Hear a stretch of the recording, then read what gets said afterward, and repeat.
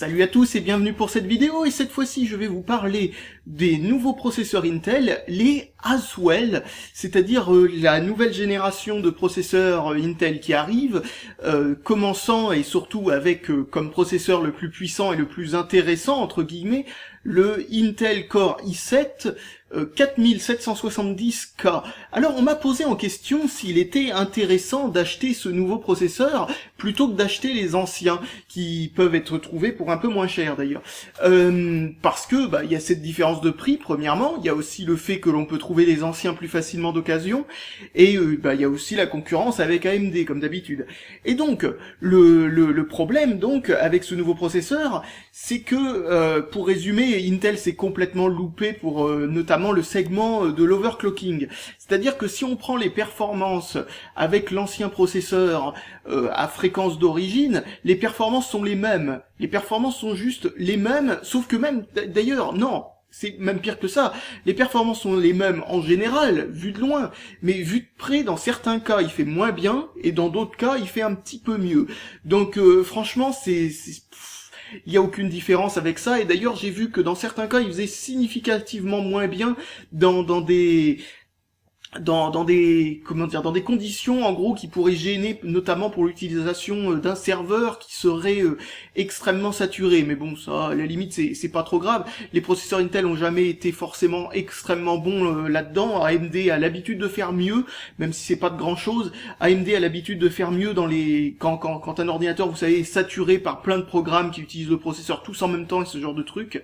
Enfin bon, bref, on n'est pas là pour parler donc des tout petits détails, mais en gros donc et de loin, en gros, pourquoi acheter plutôt l'ancien plutôt que le nouveau? Alors déjà, il y a l'argument du prix, mais surtout le nouveau a un problème, c'est qu'ils ont ajouté à l'intérieur du processeur, vous savez, le concept d'Intel, tout comme d'AMD, mais le concept surtout d'Intel actuellement, c'est d'essayer de mettre le plus de trucs à l'intérieur du processeur au lieu que ce soit à l'intérieur de la carte mère. Et le truc qu'ils ont ajouté dans cette nouvelle génération, c'est le VRM, c'est-à-dire le truc qui fait la régulation du voltage. C'est-à-dire en gros ce qui tout simplement quand on utilise le processeur, vous savez, il faut compenser le fait que le voltage baisse pour garder tout le temps le même voltage. Et ben ce truc-là est maintenant intégré au processeur. C'est une partie de la carte mère qui avait l'habitude de chauffer beaucoup et de prendre pas mal de place. Et là ils l'ont miniaturisé sur un tout petit truc et il chauffe bien entendu toujours énormément. Et donc l'énorme problème au fait qu'il est maintenant intégré à l'intérieur du processeur, c'est que quand on overclock, eh bien on tire plus sur le VRM. Autrefois, comme il était sur la carte mère, ça posait pas de problème, parce que c'était une autre partie qui chauffait. Maintenant, quand ça chauffe, cette chaleur s'additionne à la chaleur en plus que produit le processeur une fois overclocké. Ce qui fait qu'il devient de plus en plus difficile d'overclocker le processeur à de hautes fréquences, étant donné que la chaleur monte crescendo avec ce problème-là. Vu qu'il y a deux trucs à la fois qui chauffent de plus en plus à l'intérieur, à mon avis, ils sont beaucoup moins overclockables que les anciens. Et peut-être aussi beaucoup plus fragiles une fois overclockés. Parce que le système de régulation des voltages, c'est pas une partie qui est qui est forcément extrêmement solide, surtout quand elle est miniaturisée comme ça, je sais pas trop ce que ça vaut. Alors, dans les ordinateurs portables ou ce genre de truc, cette miniaturisation et cette intégration au processeur est un énorme point positif. Mais pour les overclockages, enfin pour les ordinateurs de bureau qu'on overclockerait ou ce genre de truc, c'est une catastrophe. À mon avis, c'est ce qui va donner encore, qui va sonner encore plus le déclin d'Intel en gros dans la société entre guillemets plutôt dans les enthousiastes de l'overclock quoi.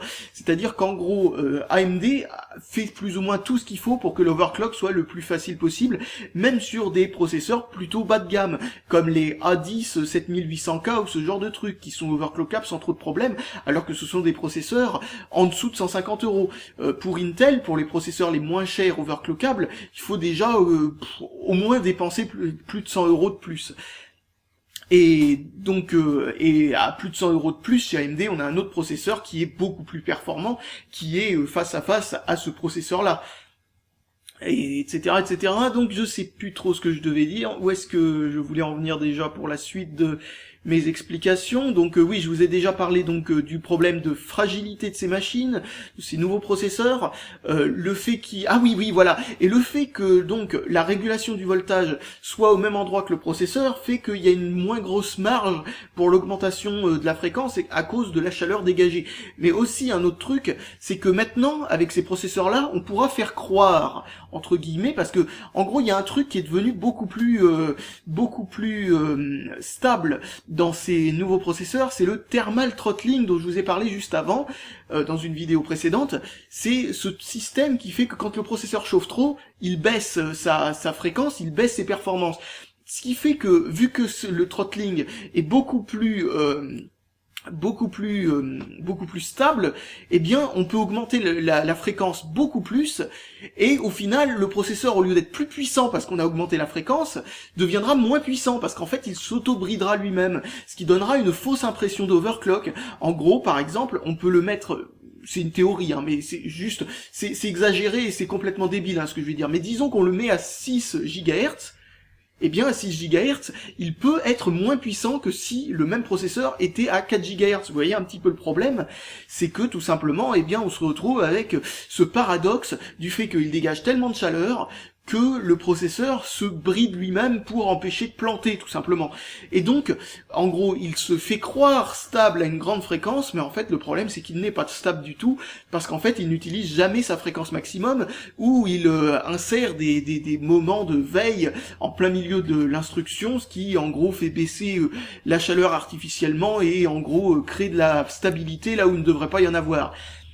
Enfin voilà le genre de gros problème qu'on peut avoir. Ce processeur-là risque d'être le plus difficile à overclocker et surtout être le processeur le plus difficile de tous les temps, à savoir où est la fréquence optimale entre performance et overclock, quoi, en gros. C'est-à-dire, en gros, à mon avis, au bout d'un moment, on finira par arriver à un endroit, genre 5 GHz ou je ne sais pas quoi, où on arrivera à un moment où l'overclock fera perdre des performances obligatoirement au lieu d'en faire gagner. Et donc, tout en pouvant continuer à overclocker, ce qui fait que au lieu d'overclocker en se disant on va à la fréquence la plus haute, et on regarde la température, et si la température correspond à l'overclock, bon, il n'y a pas de problème, on a overclocké, et on aura des meilleures performances qu'avec l'overclock précédent, c'est-à-dire avec un peu moins de fréquence, et on se retrouvera avec, vous voyez, ce problème qui devient illogique, c'est-à-dire que on a cette fréquence plus élevée, on a des températures qui ont l'air tout à fait convenables, et une fois qu'on fait des tests, des vrais benchmarks, genre par exemple on fait un encodage vidéo, eh bien avec une fréquence moins élevée, l'encodage va plus vite. Ce qui peut poser donc, comme vous le voyez, une confusion maximale au niveau de l'overclock. Donc pour résumer, moi je vous conseille beaucoup plus de prendre notamment le AMD FX 8350 si vous voulez un processeur abordable, overclockable énormément, ou continuer à miser sur l'ancien, le 3770K de chez Intel, le Core i7 3770K, mais d'oublier complètement toute la génération 4000 jusqu'à ce que, bon, au moins on ait la preuve qu'il y ait ce problème-là. Si on peut, entre les 3000 et les 4000, obtenir des performances identiques, en l'overclockant à la même fréquence, et que l'on ne peut pas overclocker plus haut le nouveau, parce que pour l'instant on est sûr de rien, il vient juste de sortir, mais en théorie, franchement, à mon avis, on pourra l'overclocker que plus bas, légèrement plus bas ou à la même fréquence. Si on peut pas l'overclocker plus haut, et que que ça reste facile à overclocker à cette fréquence-là, eh bien ce processeur-là a absolument aucun intérêt. L'ancien est plus performant dans la plupart des cas, et peut s'overclocker très très bien. Et donc franchement, aucun intérêt. Franchement, on peut dire à mon avis, en tout cas à mon humble avis, qu'Intel s'est complètement loupé sur ce nouveau processeur. Ce qui est dommage, enfin il s'est loupé. Il s'est loupé dans la communauté des overclockers. Il s'est loupé aussi au niveau du rapport qualité-prix par rapport à l'ancien modèle de la même gamme. Voilà, en tout cas là il s'est loupé là-dessus. Par contre, le but initial d'Intel, ils en ont rien à foutre de faire des processeurs plus puissants maintenant. Ils ont plus de concurrence avec AMD sur le très haut de gamme. C'est-à-dire que à partir du 3770K, il n'y a aucun AMD à côté. Par contre, le FX 8350, lui, est extrêmement compétitif face au i5 3570K, qui lui par contre est juste particulièrement concurrencé, quoi. Hein. Je veux dire, le FX, entre ces deux processeurs, faut prendre le FX, quoi. Hein. Il y a aucun intérêt de prendre le Intel, sauf si vous savez que ce que vous faites sur votre ordinateur, ce sont des tâches qui avantagent Intel, c'est-à-dire notamment des tâches de rendu 3D et tout ça. Pour information, les jeux vidéo, en tout cas dans la très très grande majorité des cas, tourneront mieux chez AMD que chez Intel dans cette gamme de prix. Par contre, chez Intel, si on prend après le 3770K, là c'est sûr, on est au-dessus. Bon, après, il faut vraiment vouloir dépenser aussi cher pour vraiment un avantage minime. Enfin voilà, l'encodage vidéo était autrefois une des raisons de prendre les Core i7 de chez Intel les plus élevés. Maintenant, c'est AMD aussi qui est meilleur là-dessus. Pour information, le 3770K fait un tout petit peu moins bien que le FX 8350 pour l'encodage vidéo. Donc, comme vous le voyez, c'est alors que c'est un processeur qui est à un prix qui est au niveau d'un Intel Core i5, quoi. Donc voilà. Bon, mais c'est vraiment, vous voulez avoir ce petit plus de performance, faut aller voir ce processeur Intel. Mais par contre, c'est vrai que faut vouloir dépenser 120 € de plus pour un grain de sable, quoi. Mais bon, bref, voilà.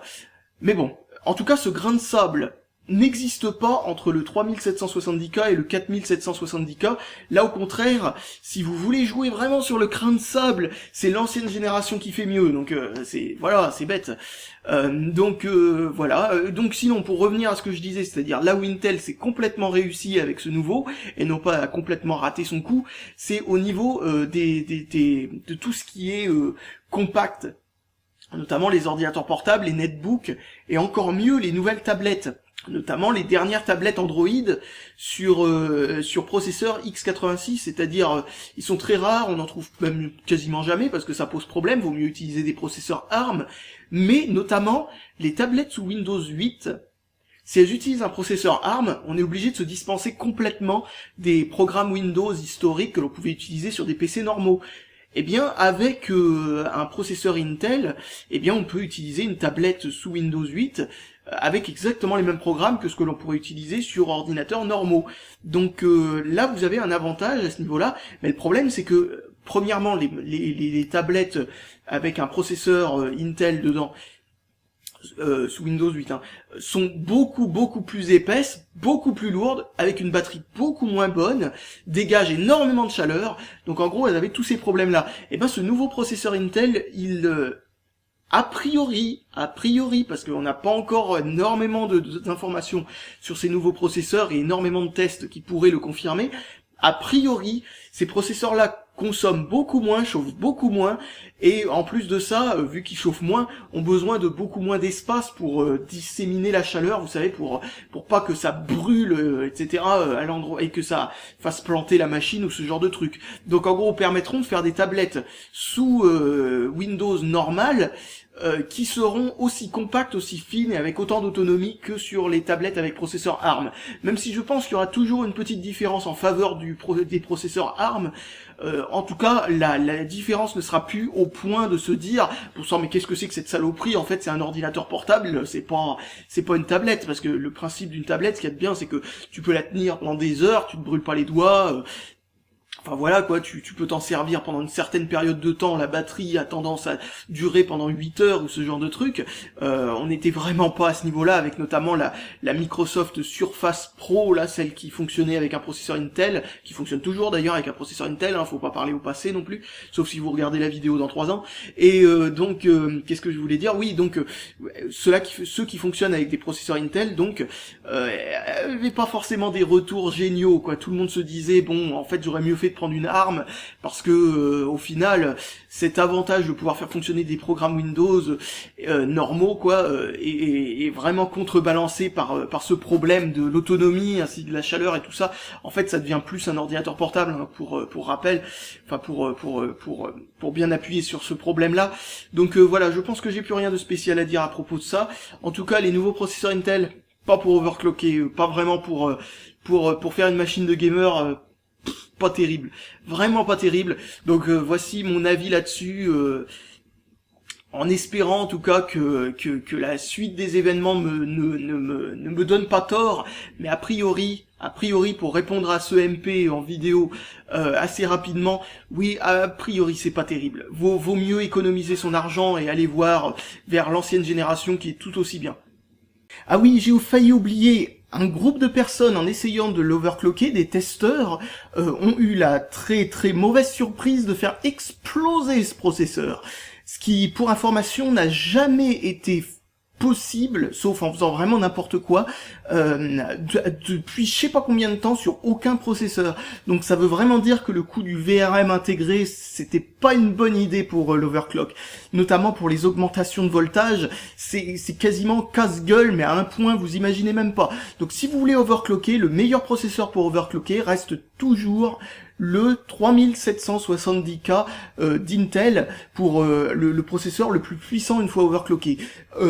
Ensuite, il y a toujours AMD, le processeur au meilleur rapport qualité-prix pour être overclocké reste toujours le FX 8320 et le FX 8350, qui sont très peu chers et très faciles à overclocker jusqu'à des niveaux de performance qui font rattraper les processeurs Intel plus chers, mais qui ne le font pas rattraper bien entendu une fois overclockés, sauf dans certains rares cas, comme par exemple l'encodage vidéo.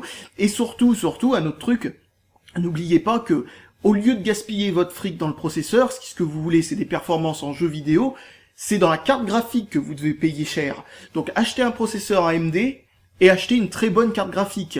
Ne vous faites pas chier à acheter un très bon processeur Intel que vous utiliserez même pas à 10% de ses capacités quand vous serez en train de jouer à un truc, et à côté vous avez plus de fric pour vous acheter une carte graphique très puissante. Notamment, même si vous avez assez de fric pour acheter le processeur et la carte graphique très puissante, aucun jeu jamais n'utilisera à fond votre processeur. Bon, il y a très rares cas où vous pouvez avoir de meilleurs FPS, de meilleures images par seconde, je veux dire, quand vous avez un meilleur processeur à côté. Mais AMD a des processeurs qui sont déjà vraiment très performants au niveau des jeux. C'est-à-dire qu'au niveau des jeux, notamment, tout ce qui fait les limitations d'un processeur, ce qui limite une carte graphique vis-à-vis du processeur, n'existe pas chez les processeurs AMD de la gamme FX. Tout comme chez Intel. Autrefois, chez AMD, dans les Phénon 2 notamment, on pouvait avoir des problèmes qui faisaient que le processeur, malgré qu'il soit pas si peu puissant, limite la carte graphique, non pas par son manque de puissance, mais par en fait le fait que la communication entre la mémoire vive qui passe maintenant par le processeur vers la carte graphique était bridée par le processeur en gros. Et maintenant ils ont résolu totalement ce problème et c'est même plus rapide que chez Intel. Donc vaut mieux acheter chez AMD si vous faites des jeux et vous concentrer sur l'achat d'une bonne carte graphique et non pas d'acheter le meilleur processeur Intel, parce que ce serait vraiment gagner quasiment rien, voire rien du tout, voire perdre un tout petit peu. Donc franchement, non, ne faites pas ça.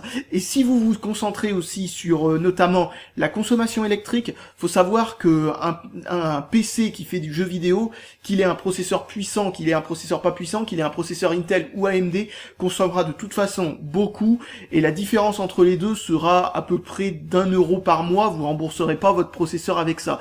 Donc voilà, je pense que j'ai plus rien de spécial à dire là-dessus, et que j'ai été assez complet, donc salut à tous, et à la prochaine.